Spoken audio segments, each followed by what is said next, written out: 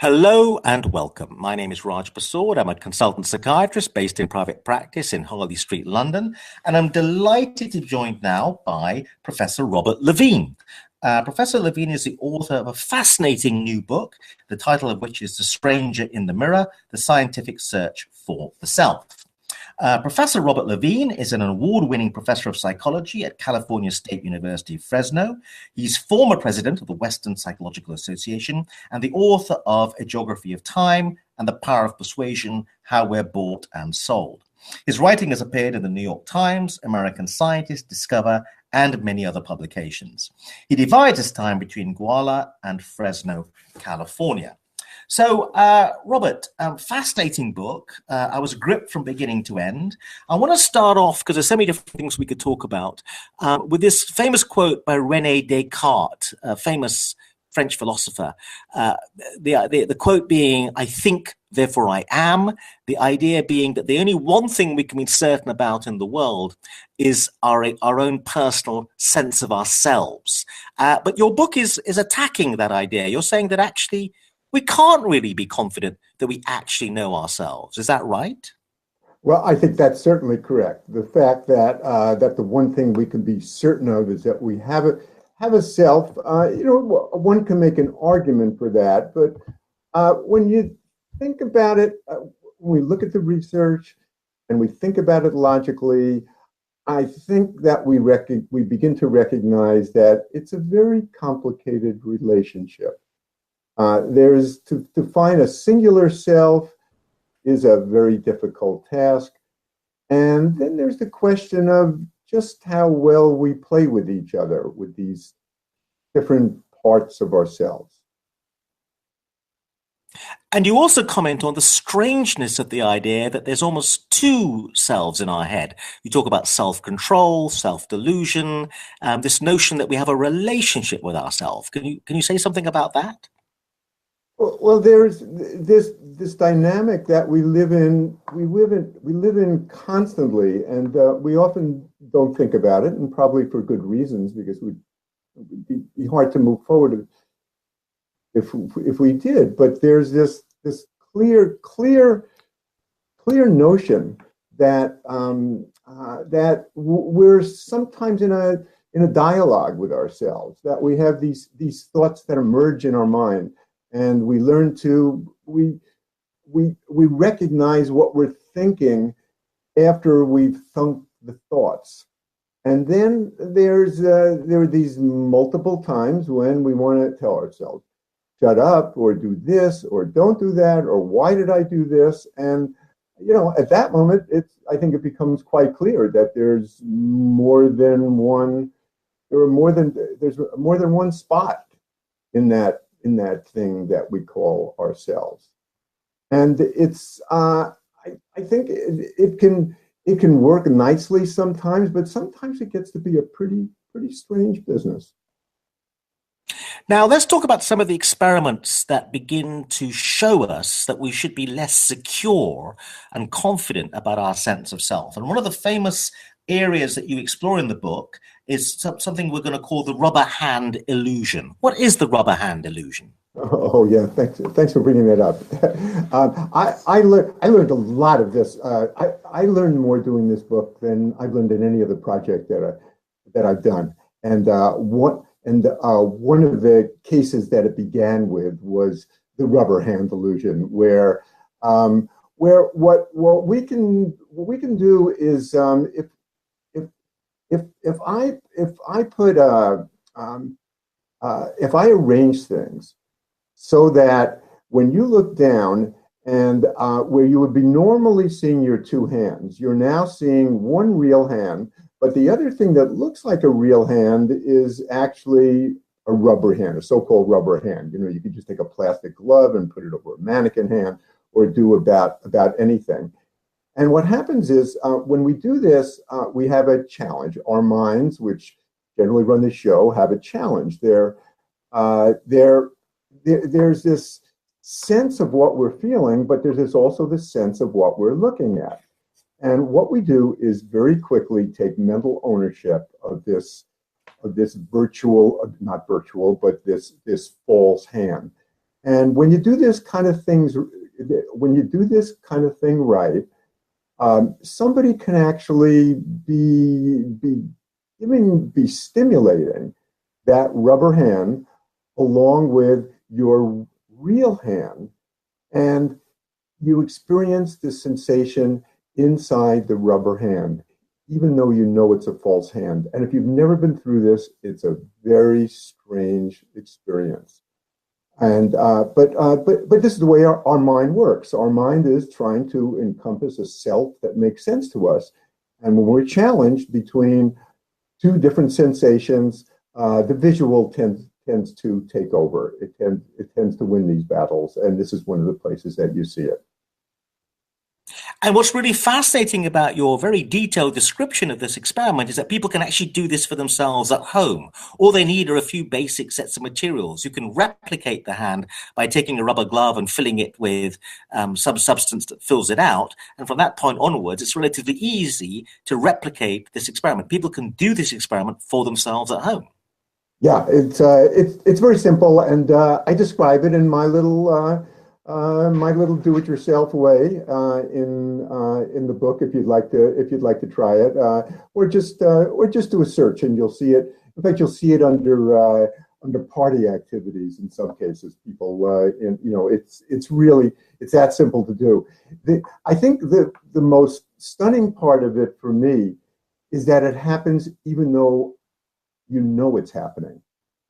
You know you're feeling this sensation in this hand that is not your own. And you can't help but feeling it in that hand rather than in your actual hand. And what are the implications of this? It seems to me one of the implications are the boundary of the self, what we call the self as opposed to the non-self, is less secure than we like to think of it. And it's actually more malleable. The rubber hand can become incorporated in our sense of ourselves. It becomes us rather surprisingly quickly. Yeah, we have this sense that there is a self, that there is a true entity called ourselves, and we can challenge that on so many different levels. We challenge the biological level, on the physical level, certainly on the psychological level.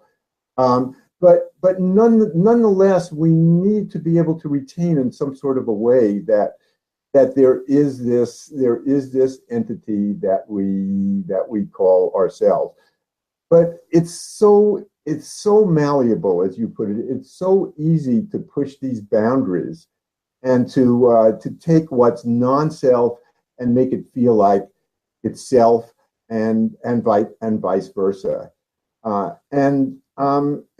We see it just so clearly in that way. We do this little kind of trick, and what we think of as our hand is no longer me, and this glove that I just bought for a few cents at the store, that becomes me, and then we move on from there. Now, using a bit more sophisticated technology, you move in the book to actually visit yourself the famous Karolinska Institute in Europe, and video glasses are involved in this next fascinating experiment. Tell us a bit about this. Oh, this one really knocked me over. This one, I walked in there with these neuroscientists, and I'm coming in as a social psychologist, and they tell me about these experiments that they're doing, and I'm thinking figure ground, that I'm going to toggle back and forth. But let me tell you what actually happened. The experimenter, who was a young, attractive woman in this case, and I'm an older, not so attractive guy, and you'll understand why I'm saying this in a moment. The woman who was the researcher, was the experimenter in this case. And what she did was mounted some devices on some helmets with devices on both of our heads. And what she had was a video camera, and what I had was a video receiver. And then what she did was she asked me to put my hands and we had bare arms, and to hold our arms in a to hold up my arms in natural position, and she put her arms in the precisely the same position, and our video devices were both positioned in the same spot, so that I was looking down. I'm looking down at where my two hands should be, but what I was seeing instead were her two hands, and this to begin with was a very strange idea, because I look down and I see the hand and the arm of a youngish woman, and I was expecting when this happened that there would be this toggle back and forth. I'd see, oh, somebody else, me, but it just happened immediately. Again, there was the mental ownership, and then we did this really interesting experiment, a very simple experiment. We shook hands with each other.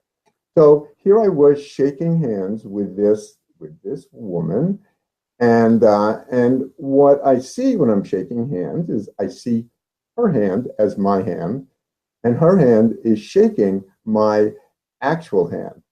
Now, if you just try, we all shake hands all the time, but the next time you do it with somebody, take the hand and just feel where the sensation is.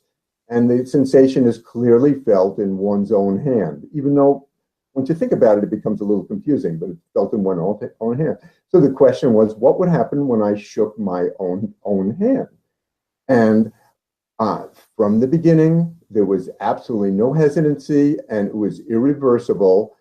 I felt the sensation in Martina, that was her name, Martina's hand, and I'm staring at my hand and feeling it in her hand and trying to come to terms with this. And the only way that I can come to terms with this is to, as you point out, to accept the fact that this sense of self and this sense of personal ownership is rather malleable.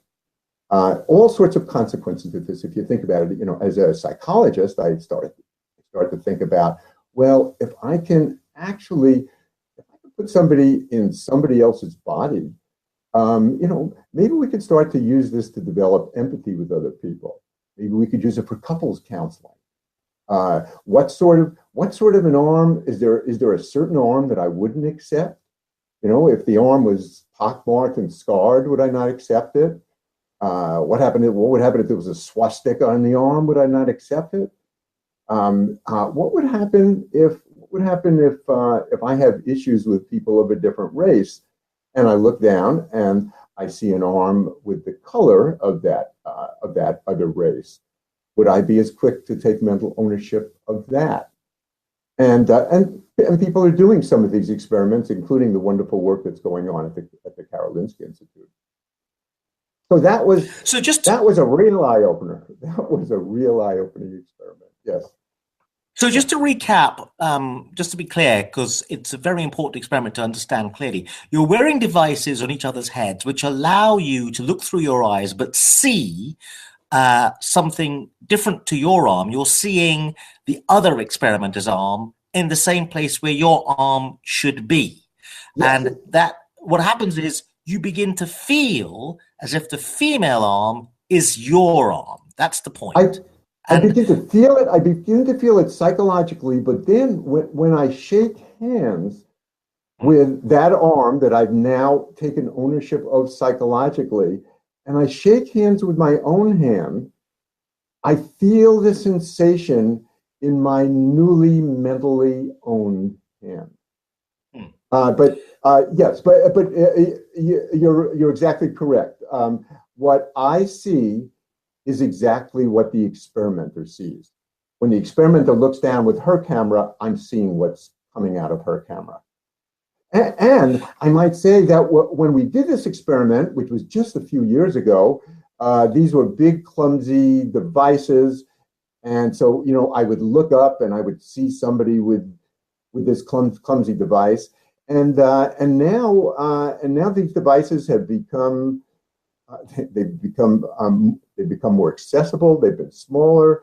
they're more technologically proficient, and in fact, we're very close to be able to wear them as contact lenses. So imagine when that happens. If you want to walk in somebody else's shoes for a while, so to speak, you'll be able to put on a pair of contact lenses, and you'll be able to walk around seeing precisely what that person is seeing. So it raises a very interesting possibility when you talk about it maybe used therapeutically to develop more empathy, in that you may be able to see the world through other people's eyes. But you also made the point that when you look down at your arm, which had become this female assistant's arm, it was a woman's arm, you still remarkably felt as if it was your arm. And one questions, as you do in the book, how far this boundary can be pushed. You're a white guy, a middle-aged white guy. If it was a black person's arm and you saw a black arm, would you still feel it was your own? Could you say a little bit about how far that has gone? Because I thought you hinted in the book that really it doesn't really matter what the arm's like. Everyone always begins to feel, no matter how different the arm is, that it's their arm. Is that right? Yeah. There have been a number of experiments that have pushed the difference in the arm. I mean, this arm, the fact that it was a female arm to begin with, one would think that would be a pretty difficult job for my mind to take this ownership of. It didn't turn out to be a difficult job. The experimenters have said that I was very typical in that I had no problem adapting to a female arm, and they've done experiments where it goes vice versa with the genders. There have been studies done with the racial crossing of arms, and for the most part, these studies have indicated that people don't have too much trouble with that also. As to how far you can push it, I mean, that's an interesting area for people to go into, and I know some people are doing some work on that right now. If it was say there was something really mangled about this arm, or say it wasn't even a human arm. How far are you going to be able to push it? And I might say what makes it so curious and why this whole idea of self and taking mental ownership of these body parts is that there are so many inconsistencies in the way we process this. So, for example, people who have been given artificial arms, there have been a number of successful surgeries with artificial arms now, and often people have a great deal of difficulty accepting this artificial arm that they've chosen to put on. These people who are amputees or they lost their arm for one reason or another, and they have a lot of resistance to this. And it's so this whole sense of what a self is and how we construct this self it just raises so many questions. Now, the other interesting thing, as you write about these fascinating experiments in your book, and I may have got this wrong, is that as you took part in the experiment and you looked down and saw this female arm, I would have thought that you would have found this an aversive or unpleasant experience. I thought you indicated in the book this was actually a pleasant experience. It almost seemed as if you preferred to have a female arm than your own arm. No. I mean, it was a very pleasant experience, and in fact, I think I said something that was probably quite inappropriate to the woman. I think I told her I said something like, "I love being in your arm," and and it was just it's a really fascinating way of connecting to other people, and where those boundaries of the self begin to melt.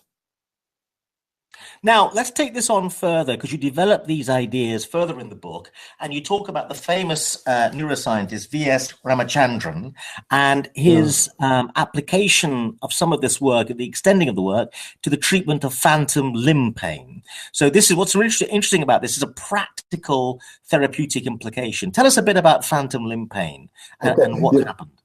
You know what, Raj, if it's okay with you, I'm going to take this as a license to tell a personal story of something that just happened to me.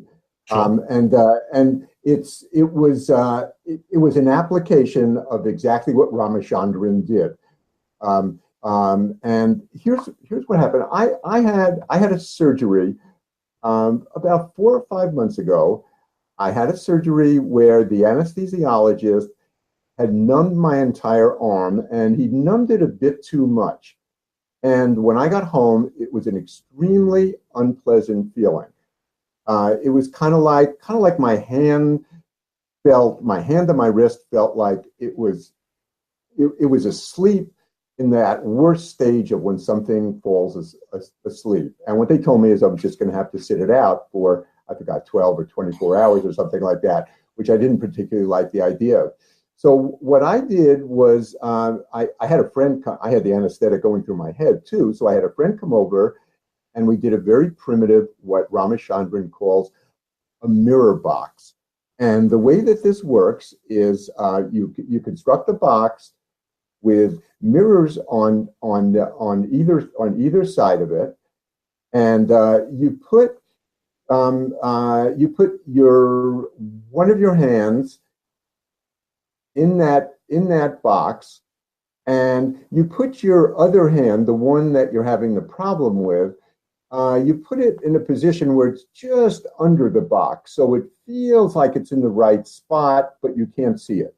So you're looking down. So what I was doing was looking down at, in this case, I'm looking at my right hand. My left hand was the one that was giving me this terrible feeling. And I'm looking down at my right hand, and there's a mirror to the right of it, and there's a mirror to the, I'm sorry, there's not a mirror to the right of it. There's a mirror to the left of it.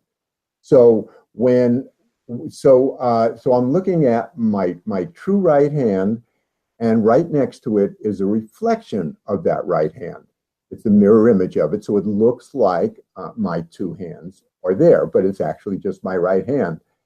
And what I then did was I began to squeeze my right hand. I put it into a fist, and then I relaxed it, put it into a fist, and I started to relax it.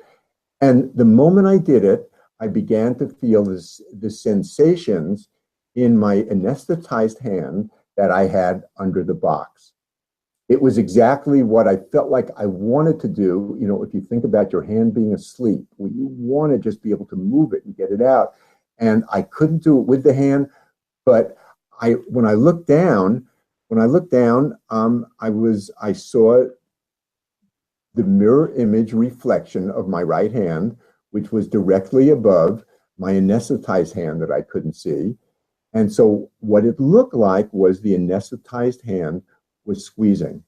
And when I saw it squeeze, it relaxed it. It took away the pain. And this was derived from the Ramachandran experiments with people with phantom limb pain, people who were feeling the pain of these limbs that no longer exist. And of course, and they felt it where the limb should have been. What was driving the pain, of course, were the nerves, the still live nerves that were at the stump, at the point where the arm had been removed. And by using this kind of mirror technique, where they imagined that they were seeing the phantom limb, and they were seeing this phantom limb squeeze into a fist and relax and squeeze into a fist, that tended to reduce the pain, and in many cases just take away the pain, at least as long as they were in the mirror box. Ramachandran talked about it as the first successful virtual surgery ever done. So just to run over what's going on here, when we're talking about phantom limb pain, we're talking about people who've had a hand removed. Let's say an accident occurred or an amputation had to occur for some medical reason. They no longer have the limb, and yet mysteriously they feel pain in the absent limb. So it's very, very distressing experience, and that's why it's called phantom pain or phantom limb pain.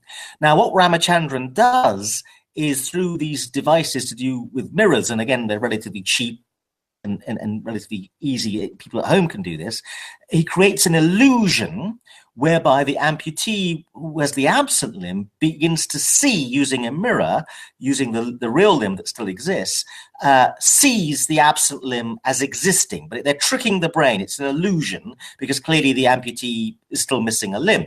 But what happens is the brain is tricked into thinking the limb now exists, and somehow that trick takes the pain away. There's something about the spasm that seems to be occurring whereby the brain thinks the limb still exists, is released. People can relax their hands through this illusion when they couldn't do that before. Am I getting that approximately right in the explanation? Oh, yeah, you've got it precisely right. You have it exactly right. And, and again, this is another experiment where the patient or the subject or, that they know exactly what's going on. You know that you're fooling yourself. You know you're trying to fool your own mind. And if you do it correctly, you can fool your own mind and you can get the relief that you want. It's I think another really profound example of just how I don't want to say how split our minds are, but how we have multiple mind centers in these little crazy little skulls that we carry around with ourselves. Okay, now the book is full of these fascinating experimental results, and I like to pride myself on keeping abreast of the literature, but I was impressed by your ability to find things that actually, I had no idea about the Karolinska Institute stuff, and yet it's extremely important. And the trouble, of course, with the academic journals is there's so many of them that very important work can get lost from mainstream understanding, and your book marshals an incredible amount of very important scientific research, but presents it in an accessible way. But the real strength of the book, in my opinion, is the interweaving of these scientific research results presented in an accessible way with anecdotal and true stories about real people. So let's come to the story of Robert Louis Stevenson. I thought I knew the story of Robert Louis Stevenson, the famous Scottish author who wrote books like Kidnapped and Treasure Island, and of course, perhaps most famously of all, Dr. Jekyll and Mr. Hyde. And there's an irony here, which is that's a story about a split personality, about raising real questions about what is the true self. Yet, I didn't realize this, Robert Louis Stevenson seemed to have been hallucinating as a way of getting where his stories come from. He has a very vivid dream, I think, which is where the story of Jekyll and Hyde comes from. And in fact, his dream, he's woken up, I think, by his wife before he finishes the dream. He gets very angry with her because he doesn't get to the end point of the story in the dream. But then it turns out that these people, or these hallucinations, which he refers to as the little people, seem to be profound guides, and they seem to be the ones that tell the story. And he just writes down what he calls the little people tell him, which to a psychiatrist sounds like an incredibly psychotic experience. But you take up the story. You tell us about Robert Louis Stevenson and his relationship with the little people. Yeah, well, you have a pretty good description of it right there. He had a very active dream life. One could even argue that he lived with I think what psychiatrists would refer to as night terrors, but he had a very vivid visual and apparently auditory also dream life, and he had been working on Jekyll and Mr. Hyde, and there's much more to this story, but Jekyll and Mr. Hyde, I think, is the star of the show here. He'd been working on Jekyll and Mr. Hyde for some time. And then he went to sleep one night, and as you point out, he had this play started to appear in his dreams. Now, it's hard to know just how much of this was the novelist describing the vividness of this play that he was watching. We all have dreams, and some of us have very vivid dreams. But what he began to do was to use these dreams be to be his writers. So he had these people that are referred to as the little people, sometimes known as the brownies. And there was a time when he started to trust his little people to write better than he was able to write himself.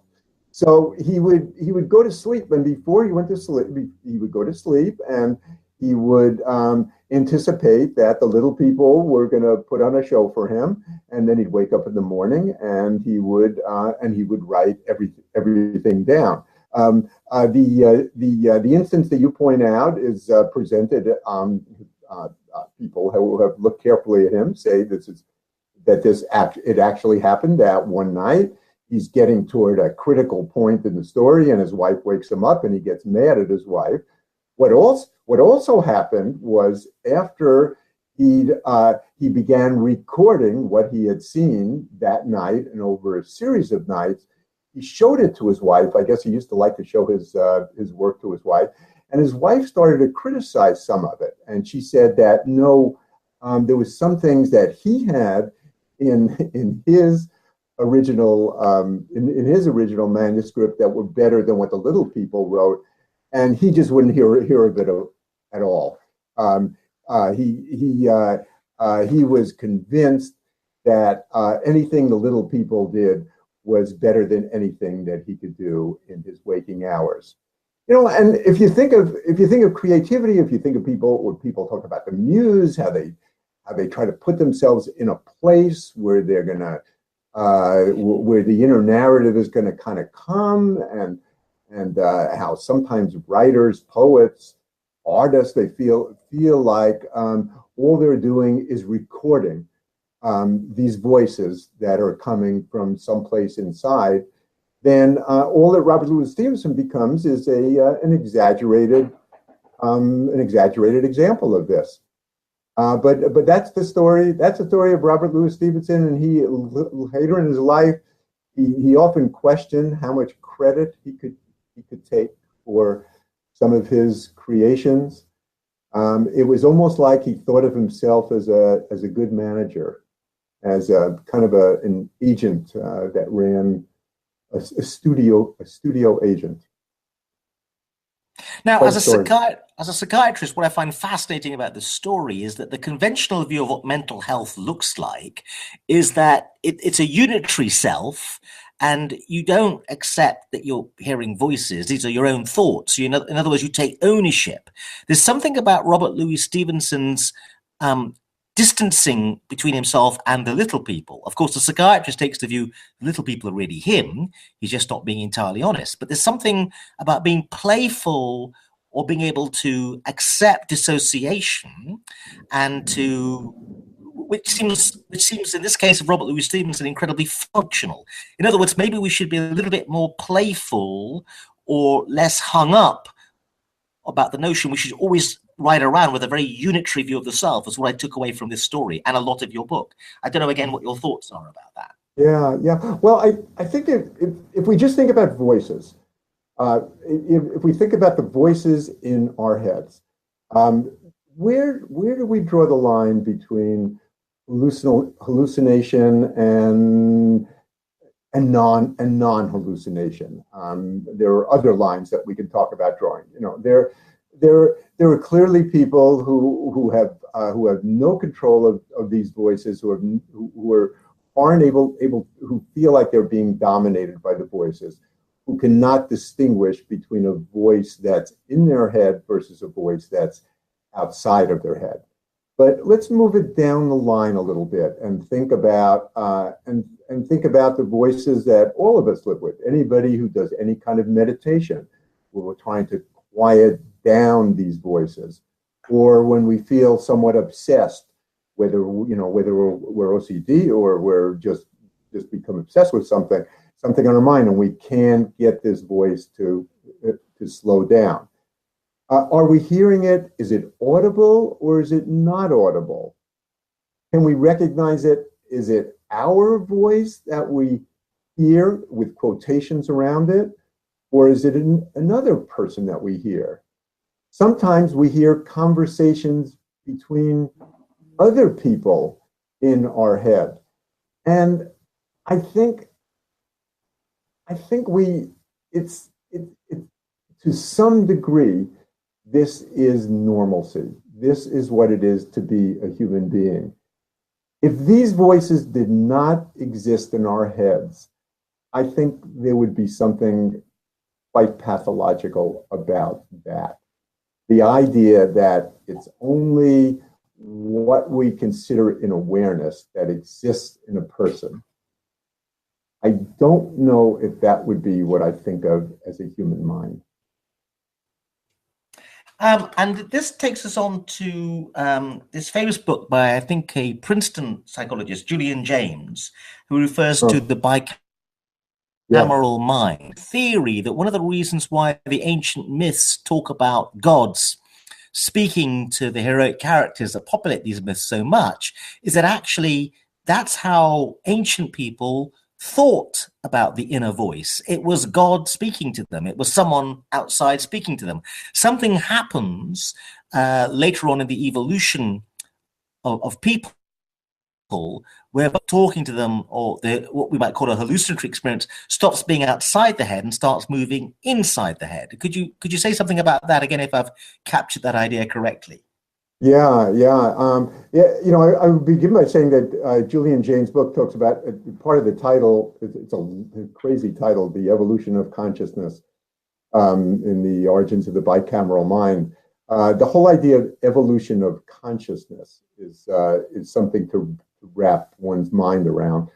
That consciousness didn't appear full blown in one form. That there's some degree of consciousness, some degree of awareness, self-reflection in different animals, and certainly we see it in some in the evolution of human beings. And what Julian James said in this, it's a very controversial book, but it's still a very well recognized book. He looked back on these times, and he said, and he talked about when people would go to speak to the oracles.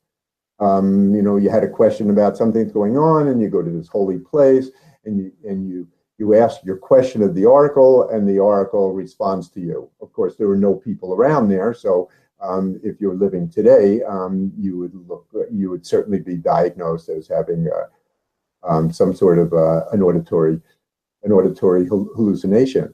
And what Julian James basically says is that the corpus callosum wasn't fully formed at that point. So the communication between the left and right hemispheres of the brain were somewhat like what we get in so-called split brain patients now. So you actually have two different types of consciousness, and he says that it parallels the experience that we have, where there's a voice in my head that's telling me something, or I have a problem, I go for a walk, and suddenly I figure it out. What does that mean that I figure it out? A message is coming to me from someplace deep in my mind, and I somehow hear it, again with quotation marks around here, around the word "here," whether it's actually auditory or not. And this was Julian James's theory. I think, you know, if we take it, I may be anticipating something, but if we take it into modern day, there's a great psychologist, no longer alive, Lev Vygotsky, who he talked about development in children, and he talks about how if you look at young children, you see them kind of talking to themselves. You go into a kindergarten playground, and everybody's having these conversations with themselves, and they're playing games with themselves. They're taking two different roles with themselves. And what he says is that this is the way these things develop is that you begin with these external voices who are telling you things. So your parents may tell, your father tells you that, um, okay, you have to wait for the red light to turn to the green light before you go across the street. Or your mother tells you, okay, when you get on this bicycle, you have to keep pedaling. Remember, keep pedaling, keep pedaling. And then when children are separated from their parents, they begin to internalize the voice of these other people. And so, and this is where you go on the playground and you watch these kids who are on their bicycles saying, keep pedaling, keep pedaling, keep pedaling. And somebody else is saying, is at the traffic light, wait for the green light, wait for the green light, wait for the green light. And then at some point, children are taught that, think inside your head, talk inside your head. It doesn't look good when you're talking out loud like that. And Vygotsky says that this is when these voices become part of our heads. So we still have our mother's voice and our father's voices and all the other voices that we've taken seriously in our lives and brought on board.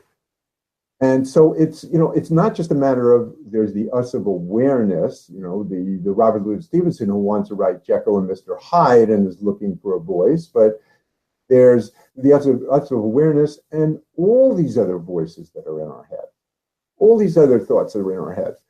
And so at what point are we separate beings? Are these other people now us? Are they officially us? When they were outside of the head, were they not us? Where do you draw the line? Okay, so we're running out of time. It's been fascinating talking to you, Robert. I want to just finish off with the final anecdote about Schindler. Everyone thinks they know the story of Schindler, made famous by the movie, the Steven Spielberg film Schindler's List. But actually, what's really fascinating is you follow up the story and discuss what happened to Schindler after the war was over, with some quite surprising results. So tell us a bit about the story of Schindler. Sure. Well, what we know about Schindler is that before the war, he was kind of a party guy. He liked money. He liked nice clothes. If you've read the book or at least seen the Steven Spielberg film, you see this guy is he's a real man about town. He doesn't really, best we can tell, care too much about other people. He's certainly no Mother Teresa. And then we know that when the problems started for him, at least during the war, and he opens up his factory and he has his Jews, Schindler's Jews, who are working for him. Somehow he began to read that situation in such a way that he was going to protect his Jews. And during the war years, what he probably accomplished more as a humanitarian than everybody that I know put together, and he was recognized for it after the war, of course, when Schindler saved almost all of his Jews, and he did it in ways that were put him at apparent risk. I might say that when you think about one of the things that we like to look at as social psychology, we try to look at the kind of person who's an altruistic person. How do you produce an altruistic person? But what we often see, and clearly in Schindler's case, is it's not so much the kind of person you are, it's the kind of situation that you're involved in. So if you think about how Schindler was able to save his people during the war, where he's working with a psychopathic SS officer who's at the nearby concentration camp, and what he was able to do was he was able to party with this guy. He was able to get him liquor. He was probably able to get him women, and I don't think Mother Teresa could have accomplished that. Okay, but back to your question now. So now we have, after the war is over, and he has saved his Jews. He goes down to Argentina, and from best we can tell, he became pretty much of a ne'er-do-well after that. He never really hooked up with anything. He became a big mooch with he was asking his Jews for money and things to keep him alive. his wife, who eventually divorced him. Let's see, when the film came out, an interviewer asked her, can you tell us about this great man, your former husband? And she said something like, well, I was taught that if you don't have anything good to say about a person, you shouldn't say anything. So I'm not going to say anything. And so I think the reason I spent a lot of time with him in the book is to demonstrate this, not only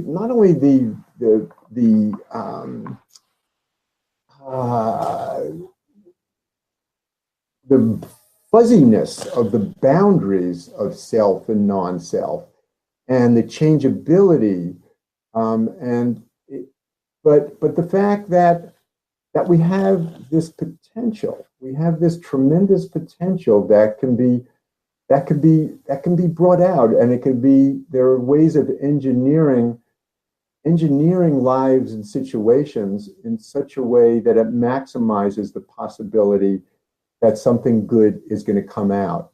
You have a person who most of his life is not a very good person, but ends up in a situation that creates a great one, and absolutely the best of the best for those few years. And if you watch the way this happens, it offers endless possibilities for bringing out the best in ourselves. You know, when we think about our past selves, we think about our present selves, but what about our future selves? It's not necessarily just a matter of polishing ourselves. You know, you have a smoking habit you want to stop, or I want to begin doing this a little more often. But we can bring out whole new people in ourselves, and that's one of the great lessons that this book taught me. And I thought this was a very profound lesson at the end. I thought you were trying to say something along the lines of that we can be trapped by our sense of a self, and that actually it's a bit more of a blank slate. We are freer to decide what kind of self to become, but we walk around with a very overly rigid view of what ourselves are, and this traps us and limits us. Is that kind of what you were trying to say?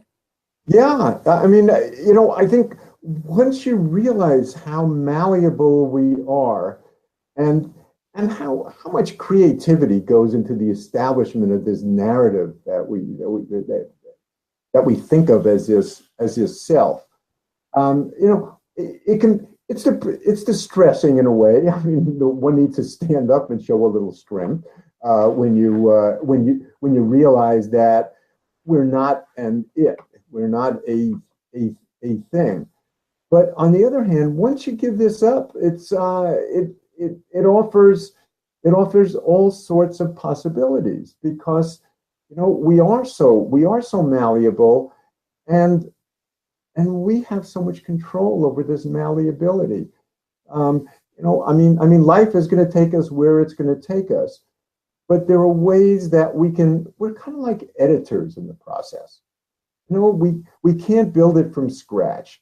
We carry these machines around with us, but we can, like a good editor, we can look at parts of ourselves that we like or don't like, and we can begin to see are there certain people that bring these better or worse parts of ourselves out? Are there certain situations that bring these better or worse parts of ourselves? And once you recognize that, you can, as an editor, you can begin to engineer changes. You can do a little cutting and pasting, or you can do, to whatever degree we have true control over the way we live our lives, we can make some major changes, and it takes a little self-reflection, or a lot of self-reflection. But along with that self-reflection, it requires, I think, doing a lot of reflecting on what's in front of our eyes and what's outside of ourselves. But it opens up many, many possibilities. Well, thank you very much, Robert. We're running out of time. And one final question I'm going to put to you, and it's going to put you on the spot a little bit, and you may want to run screaming from the room. But having written this book, what personal impact has it had on you? You just talked about this notion of that we can edit the self and be more creative about ourselves than we may have realized. Has there been, could you give us an example of a personal impact on your own notion of your own self that has arisen out of the incredible research you put into producing this book? Oh, well, it's certainly changed the way that I look at myself and that I look at other selves. And I think the major lesson that I've had, or the practice that I've taken away from it, is what we were just talking about a moment ago. That I've become more attuned to what these voices inside me are saying, and what I would like them to say, and try to treat myself very much in the way that I might treat another loved one. If I see a loved one who's I see them beating up on themselves. I see them unhappy when I think they don't have to be unhappy, or when I see potential in them. Then what I try to do, I try to persuade them somehow. I don't believe that, if a good Nike slogan will work for you, just do it, or some kind of mind over matter, just, that you need to exhibit self-control. If you can do it that way, in that kind of militaristic way, great. But most of the time it doesn't happen. And at those times when it doesn't happen, I try to think of myself as I would another person, as how can I, I might invite the friend, hey, let's go take a walk, or I got a couple of tickets for such and such, or hey, I'm in an art class. Why don't you come by with me, or why don't you meet somebody?